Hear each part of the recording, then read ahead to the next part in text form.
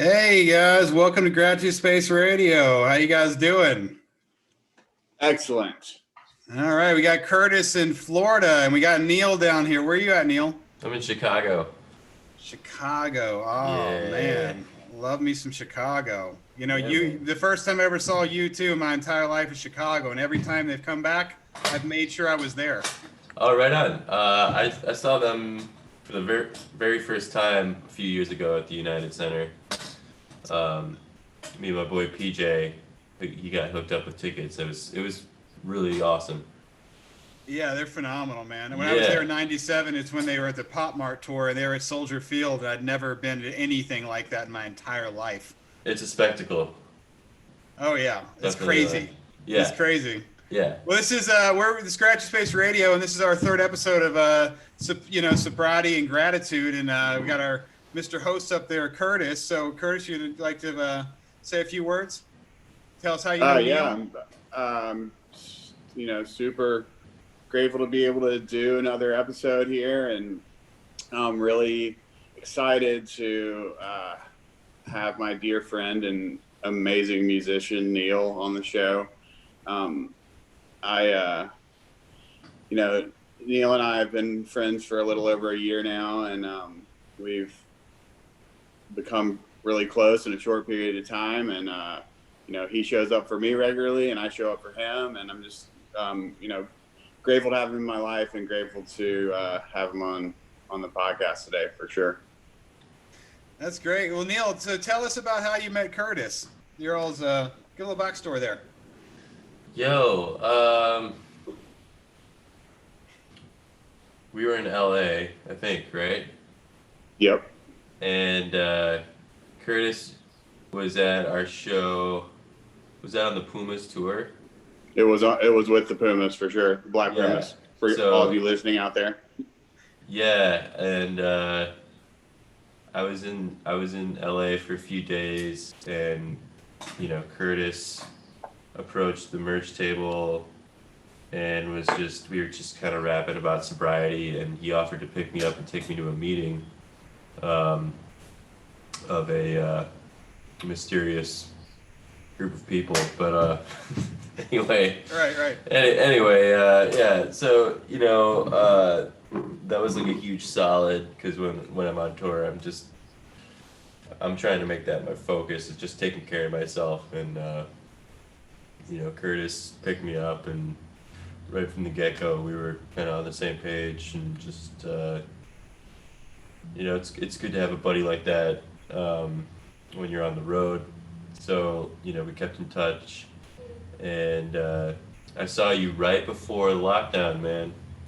That was the last time we hung out. We played a sold-out show. It was like our first headlining show in LA. It was like such a high. Played at the Moroccan Lounge, and Curtis came.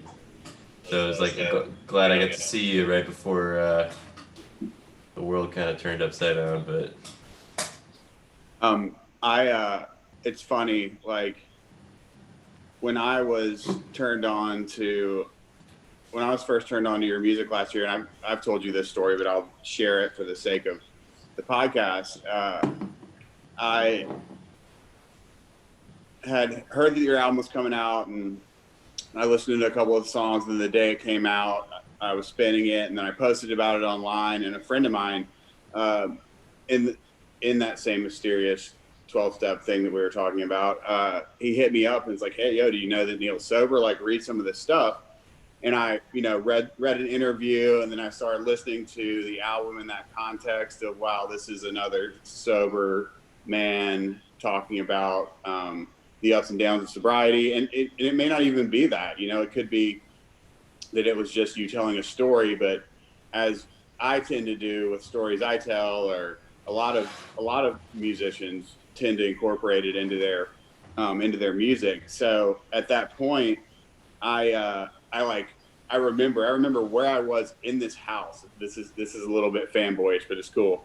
I was like, so my friend Jay, who you met, Neal, who came to your show in Cleveland, maybe, hit me up and shared that information with me, and I was like, wow, this is cool. And I set an intention at that point. Like, I knew, like, at that moment, I was like, Neal and I are going to Neal and I are going to be in each other's lives in some capacity, and I'm certain of that. Like, I had no doubt. I didn't know how it was going to manifest or whatever, but yeah, it was great, and it certainly did. It wasn't too long after that. The show was I can't even remember what the name of that venue is in LA.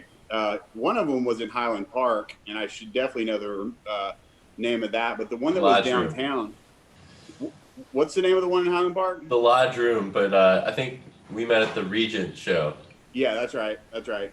Which So it was kind yeah. of a merch booth thing, and yeah, it was cool. Like, I knew from the minute like I connected with Neal through just learning about him that we were like cosmically intertwined, I guess, and it was rad. So it happened, and like I said, we've you know, I've had the pleasure of getting to know Neal the past year, and we were super supportive of one another.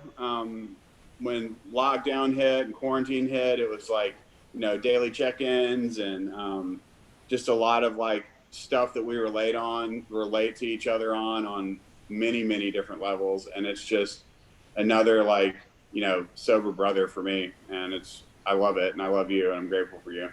Love you too, man. That's beautiful. Neal, you know, could you, if you wouldn't mind, you know, I do know a little bit about you, but if you wouldn't mind just sharing, you know, a little bit about your history with music, where maybe you got started and what's going on with you, and just, I know that's your passion, obviously your gig. So would you mind just speaking to that for people watching this that may not know you? Yeah, sure. I'm a musician living in Chicago. Got my band lives here with me. Fortunately, I live with my drummer. We live in a church on Chicago's northwest side. I play at the church every Sunday in exchange for living here, which is pretty rad. And yeah, we have one record out.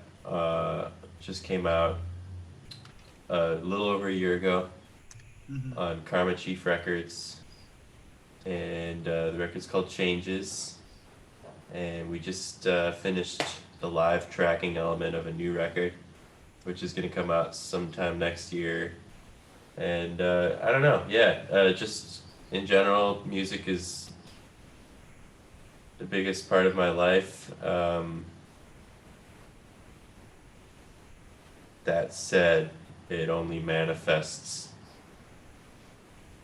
in a positive way if I'm taking care of myself. So, right. You know, I'm sure we'll get deeper into that, but yeah, music is, I can't remember, I was just talking to a friend about how, like, I can't remember not playing music or listening to music actively. It's just an important part of my life. That's awesome, man. You know, what I like to do, and obviously it's a very simplistic thing, is we go around and we just go, you know, so in this moment, Neal, what are 3 things you're grateful for? Oh, man. I'm grateful for this roof over my head. In such an uncertain time. I'm grateful for all this amazing equipment that has been acquired via during the quarantine, and also lent to me by my friend Mike Novak. And I'm grateful for Curtis for having me on this program. I could keep going though.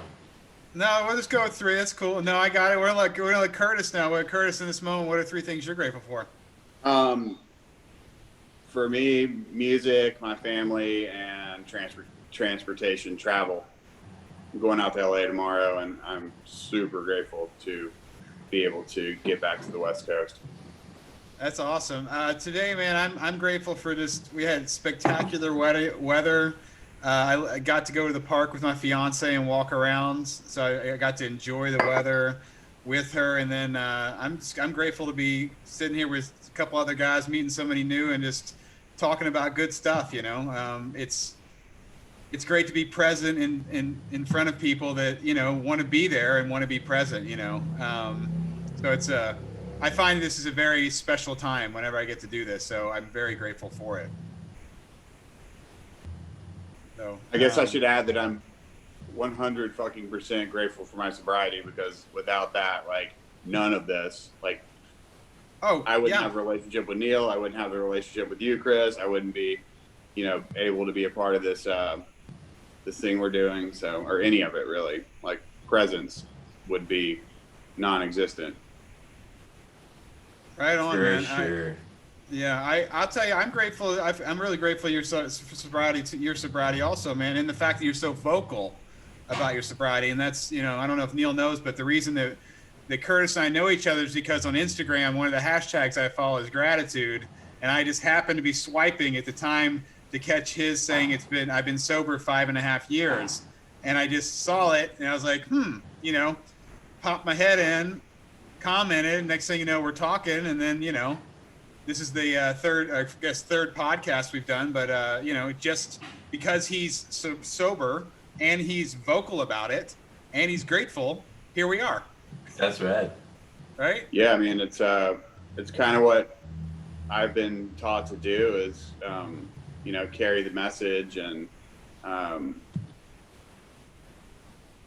it's not the approach that everyone takes with it, and that's totally fine. Like, some people keep it it's a very personal and private thing. It's a personal thing for me, but it's also something that I really like to talk about, and that I really like to be a part of normalizing drug addiction and alcoholism and people in recovery. And also, I've just developed this network since, you know, I was still a teenager, that I'm not going to say was privy to, but had to experience the years of my life that I was not sober. And it was, while some of it was a lot of fun, it was not pleasant for a lot of people. And for people that knew me pre-sobriety, that now know me and know what you know, a sober father I've become, and like a good friend, reliable. It allows people the space to reach out if they've got, you know, if they've seen what a shit show, a complete fucking shit show I was, to where I'm at now. Like, it gives anyone hope that, okay, my brother that's strung out on heroin can do the same thing, or my mom that's a lifelong alcoholic can get sober. It's just like, it's trying to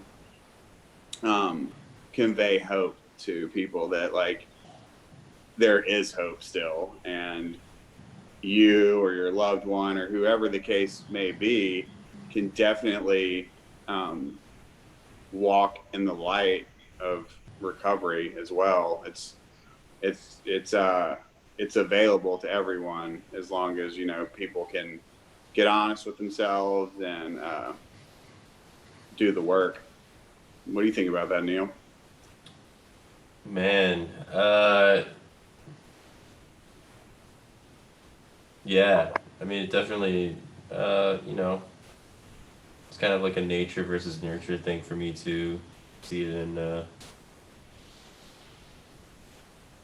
some relations, and definitely the only way I've experienced this working as far as being of any use to anybody else is just kind of living my life, attempting to improve my own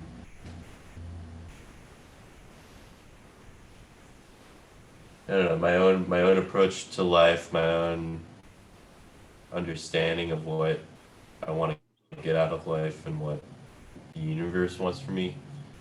And as I move forward, people either react to that or they don't. But, you know, it's definitely, you know, I can remember when people tried to, like, approach me, you know, at my worst.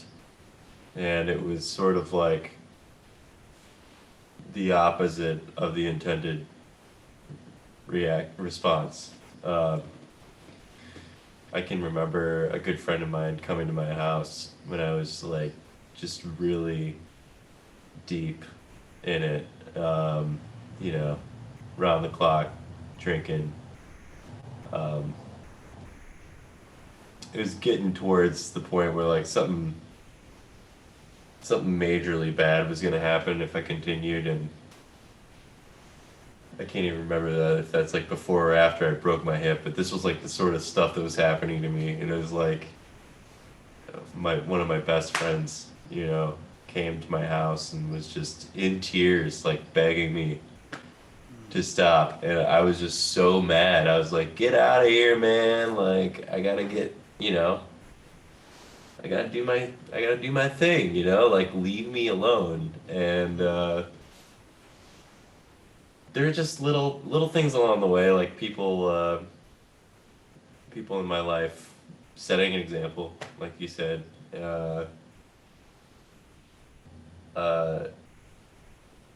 I don't know if it eroded what was going on, but it was definitely there as something to grasp onto when I finally got desperate enough to just be like, okay, anything but how I'm feeling right now. Because not everybody gets it. And I consider myself very lucky and blessed because I wouldn't have chosen this, to be completely honest. If I could have kept going the way I was going, I would have. And I will choose it again if I don't continue to focus on like living my life the way I need to, you know, and like this is gonna sound are we allowed to swear on this? Yes. All right. Well, I'm not gonna swear. I'm conscious of it now. I was going to, but I read an article. I read an article about Robert Downey Jr. and you know, he's notoriously sober after being notoriously, you know, he's had a very public bout with this disease, you know, and we're very fortunate here to not have to go through that like he did publicly. But I think there was a quote, man. It was like, anything short of an attempt at a righteous existence is not gonna do it for me. And it's like that sounds pretty high-minded. You know, I'm not trying to be better than anyone else. I really just have to like keep my priorities straight, because it's like I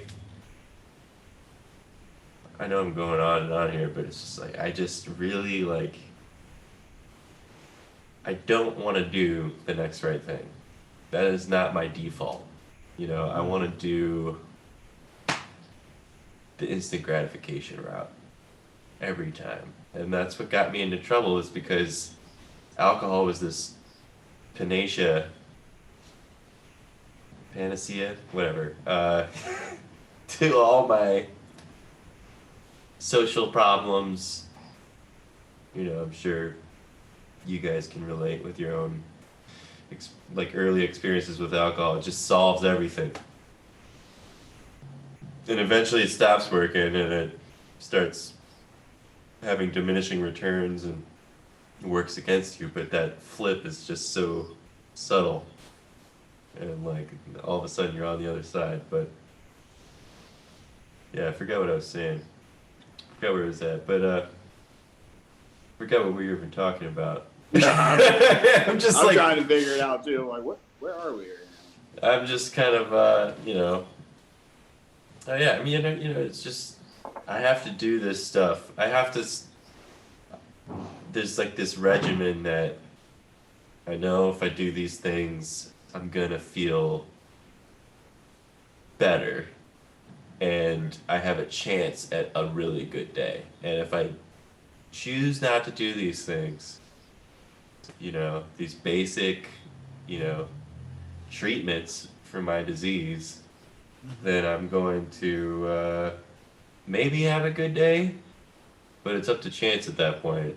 And then that, you know, usually kind of like I get knocked off my horse, and then weeks go by and I'm just depressed, you know, that gets me closer to the instant gratification route. Right. You want to stack the deck. That's what if you get these rituals you're talking about, or this, whatever the routine, the ritual routine, the start of the day, you want to stack the deck. You're stacking the deck so that you're going to have the best day that you can have. Right. That's kind of what you're throwing out there. Right. I mean, that's the idea. Right. Yeah. Yeah. And like, I honestly, today I did it and I had a great day. I didn't look at my phone or the internet, which has been hard to do. Right. But the last 2 days previous, I just kind of rolled out of bed and hit the coffee immediately and just kind of like was glued to my computer screen. And that was the wrong thing to do. It was like, for my serenity, man, it was like the wrong thing to do. I understand. I do. I've been doing recently. I've actually even put my phone and charged it in the other room. I've actually done that a few times, and I love just the fact that it's not there next to, you know what I mean? So it's like I don't have to check it right before I go to bed, right? I don't have to dig in just for the hell of it, right? Because it's a reflex, you know. If you can get it in the other room, it's like at this point I'm way too lazy to go in the other, you know. I'm addicted to that thing too, man. I've had to like basically child-proof it so I can't, you know, get lost in all the, you know, time holes. Oh, I know, man. I know. You know what I've done? I bought these really cute, they're called cube timers. These are awesome for focus, you guys. These things are so awesome. Like you literally, you know, you flip it down. Right now it's set for 30. You know what I mean? Like you pick it back up. Like it's. Oh, sweet. All right. They're just like, and they're all controlled. So it's like do, and like, so this is like, you know, this is 5-10 minutes, 1 minute, but this is like 50, you know, 30, 20, 15 an hour. But if I'm reading or if I'm working on a video or I'm supposed to like, okay, right now I got to hit the emails. I'll just set this puppy for 10 minutes. That way it's like I've engaged. It's almost like I've hit like the shift, you know. Put it into first gear and like, okay, this is what I'm doing right now. That's a great way to manage it, It's just a trigger. It's just a little, like, you know what I mean? Like baby steps, man. It's just a focus tool. All it is a focus tool. Yeah, it's funny you talk about like being grateful. I think it was Saturday night, maybe. Yeah, it was Saturday night. My son. My kids are staying over here, and my daughter had like 5 12-year-old girls running around screaming and Serenity now. Okay. Yeah, so I know. So my son Curtis, and I were gonna watch a movie, and it was really late, and he came in, and we got in bed and watched a movie, and he made a few comments like, "Are you on your phone?" or like, "Or your daddy, you're falling asleep. Like, let's watch this movie." And I fell asleep. But where I'm going with this is the next morning, I woke up before him and he was still asleep beside me. And I got up to go get coffee or whatever. And I went to his room and he had left his phone plugged in the other room, which for him, my kids, like, if you know anything about alcoholism, drug addiction, and I don't wish this upon my children, obviously, but there are certain signs that they have this genetic predisposition. So mainly with him, it's like technology and specifically. So for him to have intentionally left his phone in there to come in there and watch a movie with me, it just like meant the world to me, you know? But yeah, like what Neal was saying, like to keep my impulsive nature in check and like, I want to feel good right now. This feels good. I'm going to do this. Like these just like beelines to like instant gratification. If I'm doing my daily practice, it really helps me with that. And it's a lot of times when life is getting really good and I'm consistently feeling good and happy and feeling free and just, you know, serene and just feeling good, it's because like I can stop and look back, and it's like, oh, cool, yeah, it's because I've been doing all my stuff, my program stuff, like every day.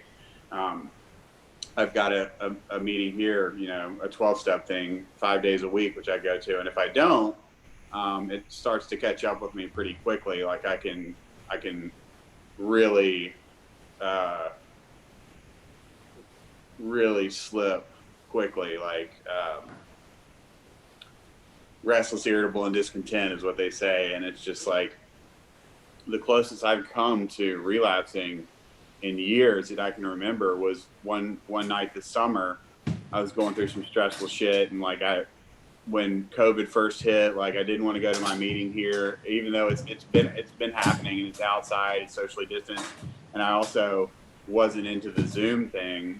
I just stopped doing it for like a month, and I was like, Zoom doesn't work. These meetings are fucking stupid. Like you don't get anything out of this type of interaction. The connection's not there.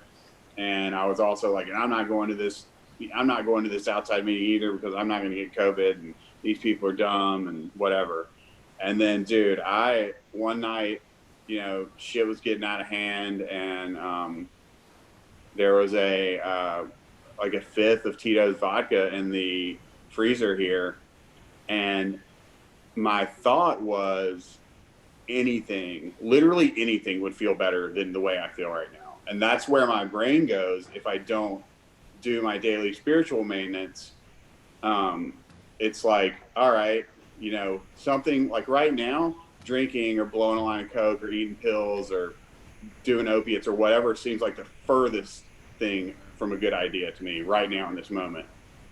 Give me a week of no meetings, no spiritual maintenance, no work like around my connection to the universe or whatever the case may be, and it seems like this you know, this stinking thinking, as they call it, it convinces me just that it's a great idea again, and this like phenomenon of euphoric recall happens, and it's just like my brain goes back to, oh, I remember the first time I blew a line of Coke, or the first time I ate this pill, and how wonderful it felt. And I don't think about, like, my brain doesn't see the consequences that are, oh, but remember when you didn't have anywhere to live, or remember when you got arrested 3 times in 5 weeks, or like none of that matters in that moment. It's like, I need this right now because it's going to make me feel better, and anything, literally anything, would feel better than the way my head is spinning right now. So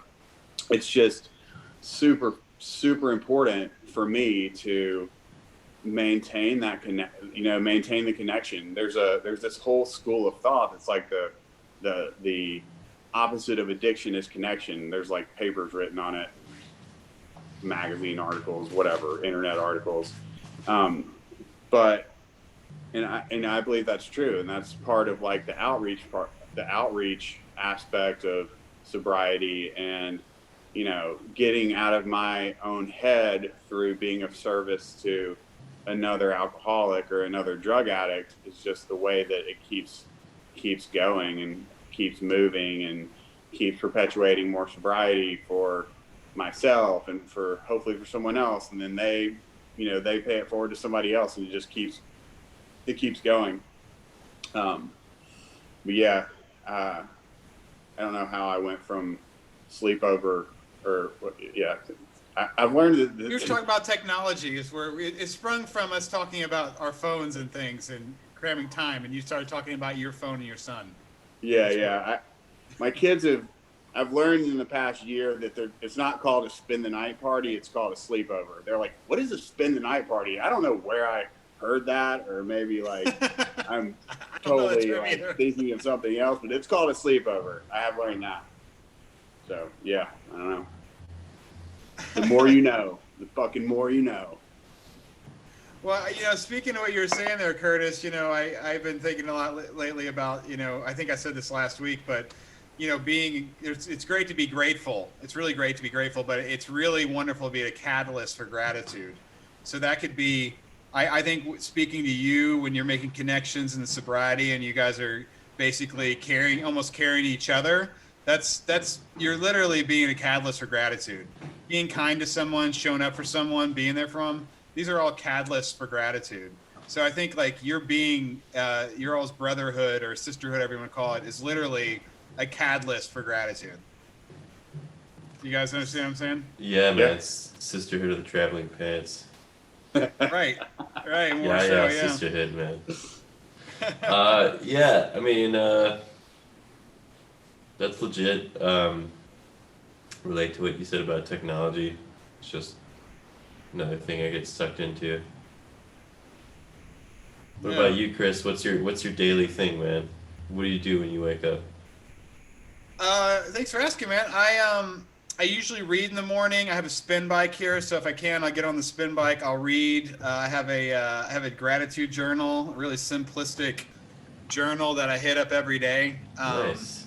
It's this is like a $7 Amazon thing. There's so with the journal, I love the journal because it asks me like, what yesterday was, like what it allows me to go, what was I appreciating yesterday, and then what am I appreciating now? Obviously, they probably want you to do the book in the beginning, in the morning, and the evening. I do it just in the morning. So in the morning, I get to reflect on yesterday. I get to write down the good things. So I've gotten the habit of like, what made yesterday good? What did I appreciate about yesterday? And then I get to say, what am I appreciating in this moment? It's normally very simplistic things as far as the daily, right in the moment. I'm usually stuff like saying, I'm happy I could watch the sunrise, seeing the colors come up. I'm happy for a peaceful home. It's quiet. I love coffee, right? So I'll be like, I love coffee. And then if I want to, obviously I can go down the wormhole of gratitude with that very simply, right? I mean, my fiance brought, Juan Valdez coffee from Colombia, and it's absolutely, there is a huge difference from, even you think you're getting Colombian coffee, there's a huge difference when you're getting Colombian coffee sold in Colombia. You know what I mean? Like, there's a difference there. Good stuff. Yeah. We know about that Colombian coffee. Yeah. So I think about I always enjoy the coffee. I enjoy the fact that I have a really great brewer that brews the beans, turns the beans, brews it. There's no burner, so it just keeps it hot. I like to mix it with things. So I'm like, I got a Vitamix. So I got cream in there with some coconut oil, Man. I'm saying like, I'm very grateful. I got nice equipment on top of the nice coffee in the purified water. You got your rig, man. It's a rig. It's a total wormhole of gratitude. Of course, man. But I'll tell you what, since this whole last 5 months, what I always close up my gratitude in the morning with, I go health. And then I literally go through a checklist in my head and say the people's names that I'm really grateful that they're healthy. And I'll let you know, Curtis, you're on that. Letting you know, you're one of the people on that. I have segregated lists of groups, of 4 groups, and I'm just really grateful that these people I love are healthy. It is, even before COVID, you'd think we should be thinking this, right? We should, period. But the world went spin on its head, and I started thinking I should just start thinking and appreciating this, and the cool thing is you get to think about the people you love and give them, you have this goodness. You're sitting in your day with this goodness going, I'm so grateful for their health. And I get to go through, literally say these people's names. And I think it's that tool I like to talk about, that gratitude cubed idea, where you take something, you make it physical, you make emotion out of it. So it's nice for me to go, I'm grateful for my health, but that doesn't really mean much. Let's go a little bit deeper, Let's say I'm grateful that I have good sight, that I can see, I'm grateful that I can see color, I'm grateful that my legs are strong, that I can stand, I mean, just going, how great is it that we can all bathe ourselves? Think about that, right?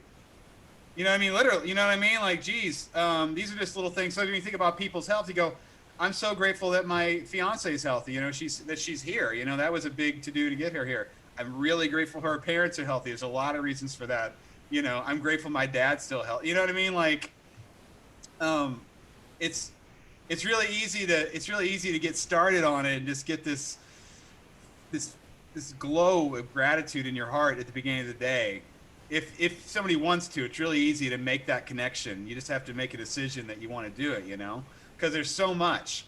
And if you can get emotion involved in what you're grateful for, which obviously isn't the first step for somebody starting a gratitude habit, but if you can start, getting that moment, like, you could say, you can say, I'm just grateful that I'm here right now, and I'm in this routine, right? I'm making, today I'm going to make my best day. I'm doing my routine right now. This is part of my checklist. I have dry erase boards, guys. You know what I mean? I go all the way with it, you know what I mean? Like, I have checklists. I just see the gratitude in it. I got such a great life, guys. I'm so grateful. And I'm just ranting. There we go. No, so Neal, man. go ahead, man. That's What do rad, you, man. how do you deal with stressful situations as it relates to like your gratitude practice? What do you, like, because for me, like, default is like straight to prayer to like the universe. Like, do you default to gratitude? What does that look like for you? Like, if you are dealing with, life on life's terms during the day, or shitty day, like, how do you apply your gratitude practice to it? I could totally speak to that.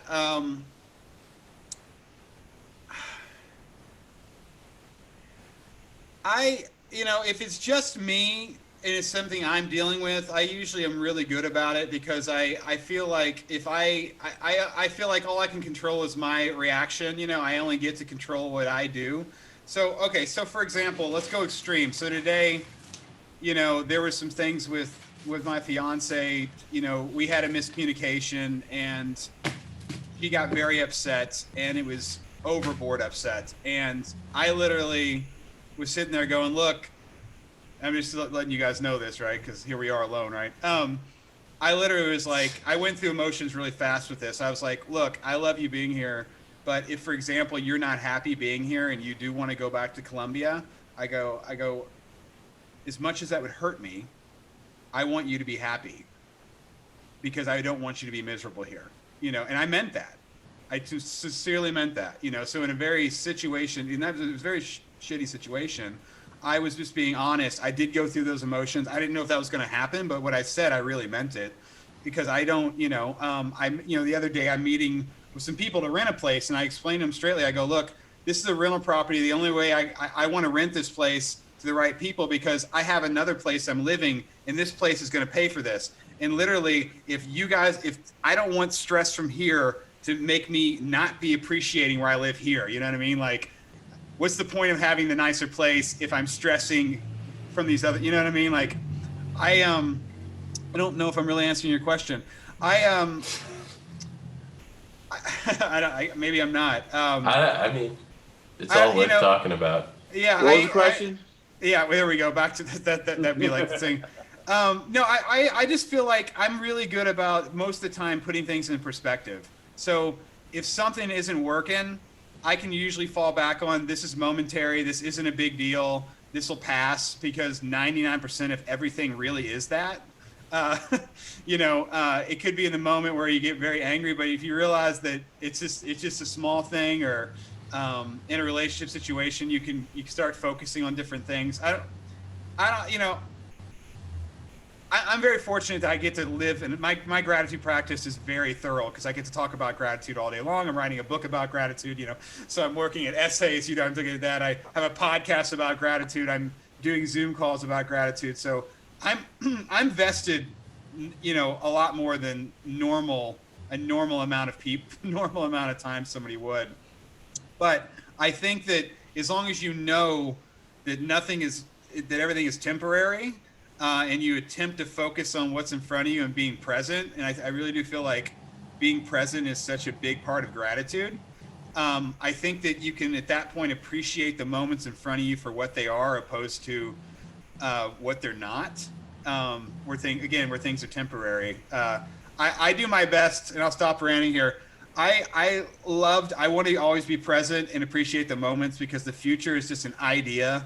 It's a complete idea in our heads, and if we worry about it too much, we can't be here now. And all I want to do is, honestly, all I want to do at the end of the day is I want to be present.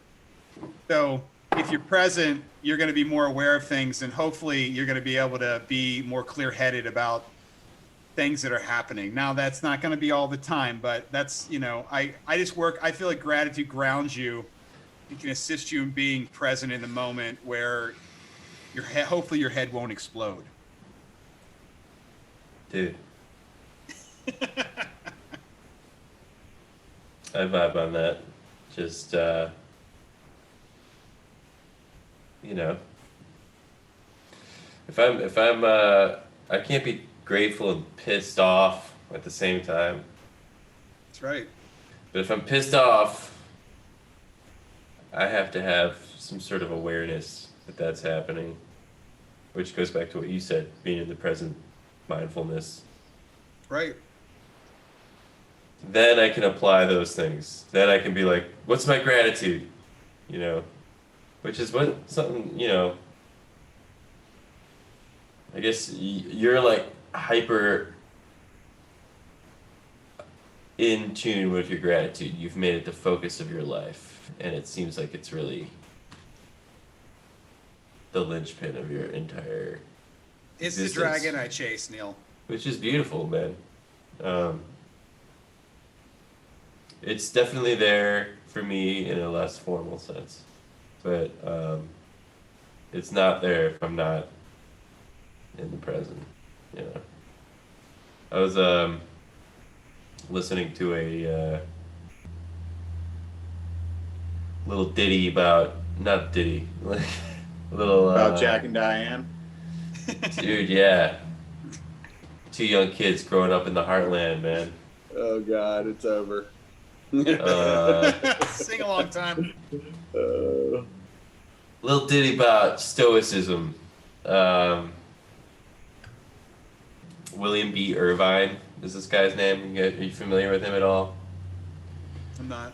I use that Waking Up app. Is a Sam Harris. Sam Harris. Mm-hmm. Yeah, I dig him because he makes me feel like I'm all intelligent. But he's like the most sort of I feel like he has a name for what he practices. It's like secular spirituality, which is an oxymoron, obviously. He's got to have a more elegant term for it. Anyway, he's got this separate list of meditations with this guy, William B. Irvine. He's talking about the ancient practice of Stoicism. And that's all about being in the present,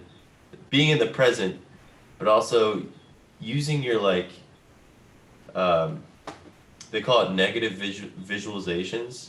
So you're picturing, like, okay, what is the worst thing that could happen to me in this situation? I'm going to get in a wreck or whatever. And then it makes you more grateful for the present. In that way, by visualizing something terrible happening, taking yourself there for a moment, bringing yourself back to the present and being grateful for what you have. By the same token, being aware of those who are less fortunate that may be thinking of your current lifestyle as their wildest dream. It makes you more grateful for what you have. And that's been a really compelling thing for me to think about just in the few days I've been listening to this guy. I ordered his book. I guess I'm plugging William B. Irvine now. What's his book's title? It's called The Stoic Challenge, and Okay.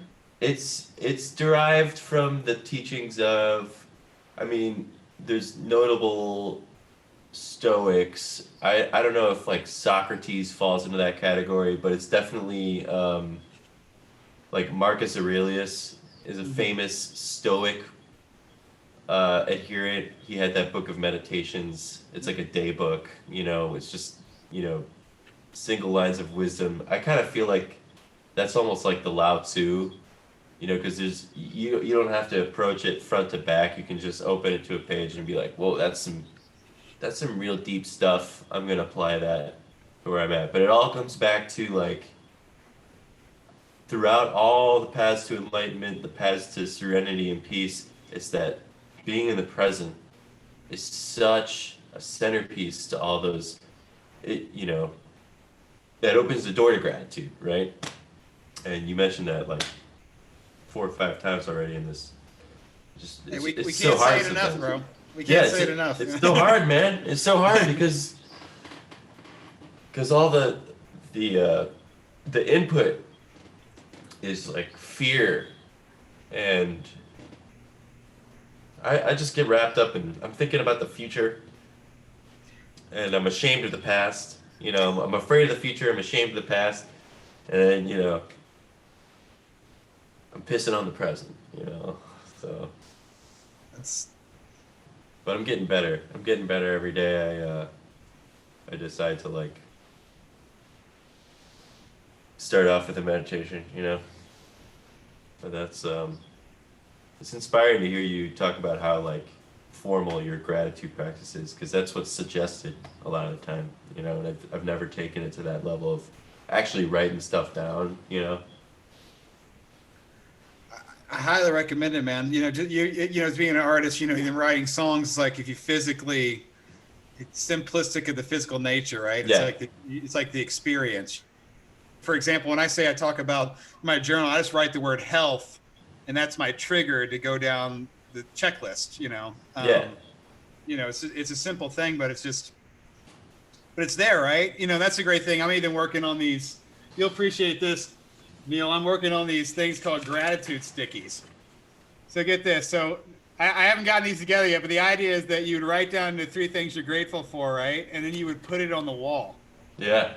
And then, you know, you have a packet of 21 of these, and then at the end you've got this wall of things you're grateful for. So you can see it. It's not only you get that, but then it becomes like almost a little piece of art. Yeah, man. Just cover an entire door with that stuff. Right. Well, I mean, think about a wall. How cool is that if you walk into your place and like the back of your door, everything you go to it is just a whole bunch of stickies of things you're grateful for. Yeah. You know what I mean? There was a Like, movie about that.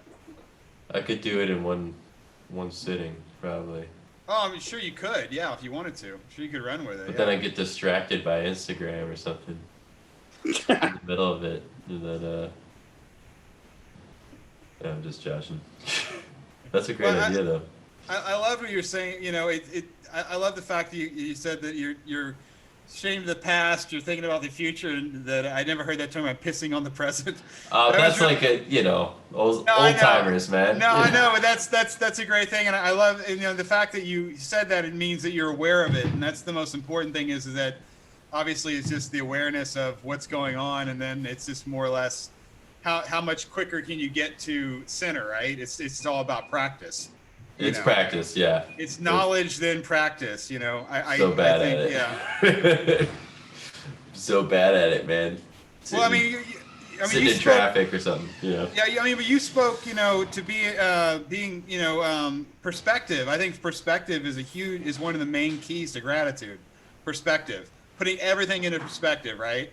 That's where it's like when you said people could look at any of our lives and they would envy to no end. They'd go, this would be the pinnacle for me. If I had that, right, I would be literally where you and I and him maybe, you know, it just perspective, how fortunate you are to be born where you were, the fact that, you know, everything works. Stoicism is a great way to think of, you know, you can look around and you see people that don't have all mobility in their body, or they weren't exactly like today. Like I mean, I was at Kroger today, and you know, I saw a guy that didn't have he had metal legs. You know, you know what I mean? Like it's perspective. I mean, even if one thing didn't work, everything else. You know, I mean, it's just like perspective, man. Perspective. Things could always be worse. That guy with the metal legs can think about the guy with lock-in syndrome. Right. He can only communicate by blinking his eye. That's right, I directly lifted that from this podcast, but yeah, you know, and that guy's grateful that he can communicate with his eye, you know, and that he's not dead, you know. Right. So it's like it works at every single level, you know. Yeah, but I mean, you could wake up and I mean, I you know, just wake up and just. I mean, like I've talked before, like if you have a working heart, that's something to be grateful for. You know, it's like you could literally. That's the idea is if you really want to get into gratitude, you could wake up and go, I'm grateful to be alive today. Then the rest of the days, you can only build from there. Like you know what I mean? Like everything else, if you really feel that in the moment, right? Like everything else would be gravy. Like you're building. It's like a solid rock foundation. Like literally, it's like I'm grateful to be alive. And I've been writing that too recently. I've just been like. I get another day because the day is not guaranteed, you know? We're not guaranteed any days. Nobody's guaranteed anything. Nothing is guaranteed in this whole world. You know, you're not guaranteed, you know, everything, you know, we want everything. Maybe sometimes we think we deserve it, but technically nothing is guaranteed. Nothing, right, man. Everything is a gift. Now you might hate the gift, but everything's a gift. It's like your house might be ground zero for the asteroid. Right. It could be. You never know. Coming. I mean, and up to that moment, it was paradise. You know, it's like it was just nothing, man. It was smooth sailing. Oh man. Well, hey Neal, what you know, if you were, you know, one of my staple questions, I know we're almost out of time here, is if you were going to explain gratitude to a 10-year-old, how would you go about doing that? 10-year-old.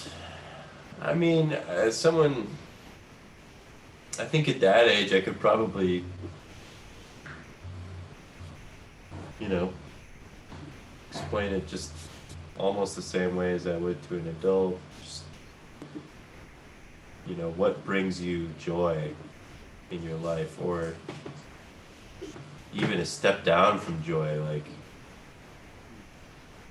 think about it's like that contrast, you know, the you are alive, you know, the opposite of that is, which is unknown, but death or unconsciousness, you know, like that feeling you get when you take inventory of, you know, the things in your life that bring you pleasure and peace. I don't know, it'd probably be a long conversation if they had no idea, but they probably, you know, 10-year-olds are smart, man. I was hanging out with my my buddy's 3-year-old, and that kid is just like, hey, how you doing?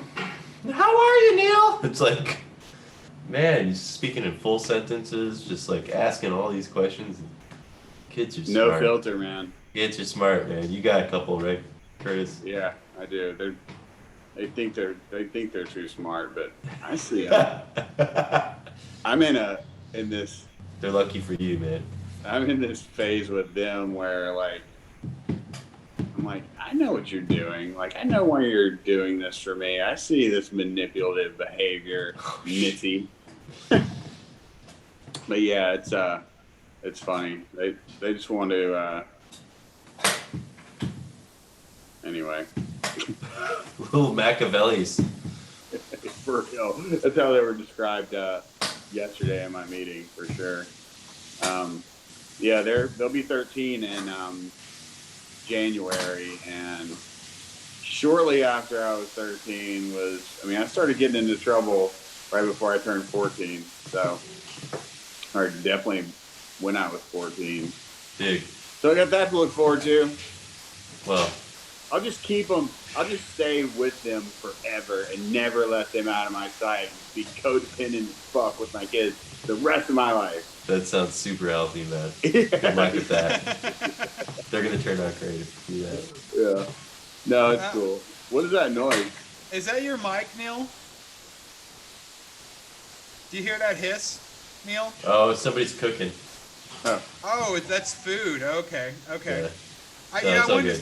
I wanted to speak real quick, Neal. I really liked how you said, you know, literally taking inventory and going back and forth. I thought that was brilliant, you know, for anything. So it's like we could just, if you're in a moment, if you really want to take inventory, you could say, you know, my hand works. What am I grateful for? Okay, my hand is working, because if it wasn't working, I would not, you know what I mean? Like, I think the easiest thing for me to fall back on is breathing.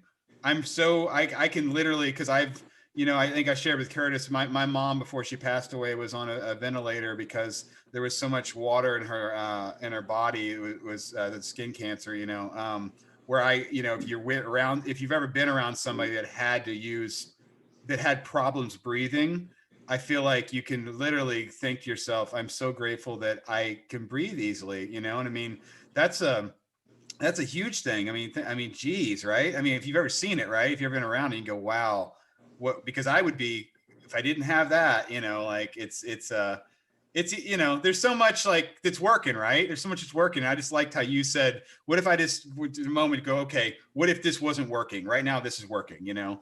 I thought that was a brilliant way of just that you're giving that simplicity of the polar of what gratitude is and how easy it is to find it. I really appreciated that. Yeah, I mean, I dig it too, man. It's that negative visualization technique they were talking about with this stoicism, which I look forward to learning more about. But you know, also just thinking about the breath, man. Such a powerful thing to be grateful for, you know, especially right now. So many people who are struggling to breathe, you know, with the disease that's going around, and you know, that's a really easy one to focus on too, because we're doing it all the time. Yeah, yeah, and I play guitar too, and I'm a musician too. But you know, I had a friend that was on the podcast, and he was talking about how his mom had MS, and that you know he literally could appreciate the fact that he could tie his shoes because you know what I mean. Just think about that, right? Just to have coordination with the hands, what we do all day long, right? I mean, and that's a given, right? It's been a given all my life. I've always had my, you know what I mean? Like it's, you know what I mean? You got, I mean, think about cooking, going to the bathroom, you know, I mean, you know, playing an instrument, right? Like typing out a letter, right? I mean, geez, even fooling with your phone, right? Even our little addictive thumbs, you know, like all of it's working all the time, you know, it's just, The rabbit hole, like you said. yeah, Yeah, exactly. It's a rabbit hole of mobility. gratitude. Mobility always makes my gratitude list. Like as far as speaking to what you're talking about. Yeah, I mean, there's a lot to be grateful for, and there's a lot of ways to discover gratitude with contrary action, which is something that I've been really practicing lately in the current climate. And I've spoken to several people about this recently with everything going on, and how, you know, we're so divided, and I have allowed so many people to just like occupy my thoughts without them probably ever fucking giving me a thought. Like they have no idea that I'm sitting over here stewing about how much I fucking hate them today because they don't think the same way I do. Or so I've made it a daily practice to reach out to people that I know that are like ideologically different than I am, because I need to be able to rehumanize these people, because a lot of times I get away from that, and it's like, you know, just because you don't think the way I do, like fuck you and you're wrong, and it's just like it's not serving me. It's not serving me at all. So if I can practice some contrary action, and instead of like obsessing about some, you know, something horrible happening to somebody, essentially, it's like, okay, call somebody and like try to like relate on another level, and not even bring that into the conversation, but to remind yourself that they're human too, and that they like, you know, it's not serving you to obsess about how much you don't have in common with this person. And it's complicated. It's super complicated, because there's just some things that aren't okay at all, and I'll never think is okay. But it's nice to humanize your enemies, I guess. Not even enemies, because they don't know that you've given them all this thought. You know, they have no idea. It's like, oh yeah, and it's like, oh wow, now we're like homies and whatever. Anyway, it's pretty remarkable what kindness and contrary action can do for what it's done for my life, and what it continues to do for my life daily. So, yep. I love that. I think again, when we stop thinking about when we focus on other people and reach out to other people, we stop thinking about our problems. and we stopped. Well, it's just like, if we can think about gratitude in a moment instead of this, we only can carry one thing at a time, right? So if you decide you want to have a conversation and reach out to somebody and be connected with them at that moment, you've forgotten, at least in that moment, it's not it's not here, right? It's gone back here. And I love, I was thinking, I love the quotes, like, it's like taking a poison pill and hoping the other person will die. When you hold a grudge, like I think about that a lot, right? Because it's true. These people are not thinking about us, and why I think, to me, it's been in the past. It's like, why am I giving over my power? Let alone, I'm like, today's right. I'm out of the present moment. Today's been ruined, right? Because this is eating at my head, where it's like, it literally doesn't serve anybody. It's just bugging me. It's like, I've taken the poison pill. Now I'm sitting in it. And the more I can realize that, the less I do it, right? So it's all about how quickly can you realize, like you were saying, Neal, it's like, what's going on in my body? Why am I doing this? Checklist. Okay. This is stupid. Let's do something else. Let's focus our power somewhere else, and I think reaching out, like you said, Curtis, reaching out to somebody else and having a conversation and just redirecting what your thought process is, I think that's powerful. I think it's wonderful that you do that. You want to wrap this up? Yeah, I understand. Yeah. So this has been really great. Well, Neal, we didn't get to talk a whole lot about your music, but if people want to reach out to you, and where's the best place to check in with Neal? Man, if you type in Neal Francis, Neal Francis on any of your streaming services, you'll find my music. And Neal Francis Music on Instagram. You can reach out to me there. I'm on Facebook as well. So yeah, I'm out there in the virtual space. Well, thanks, Neal. Well, if you guys can hold on 1 second, I'll just close this out here. So I'm Neal with Curtis, and that was Sobriety and Gratitude, and we really appreciate you guys staying in with us today. I hope I know I got a lot out of it. I hope you guys did too. So I'm Chris, just reminding everyone to stay grateful. Stay grateful indeed.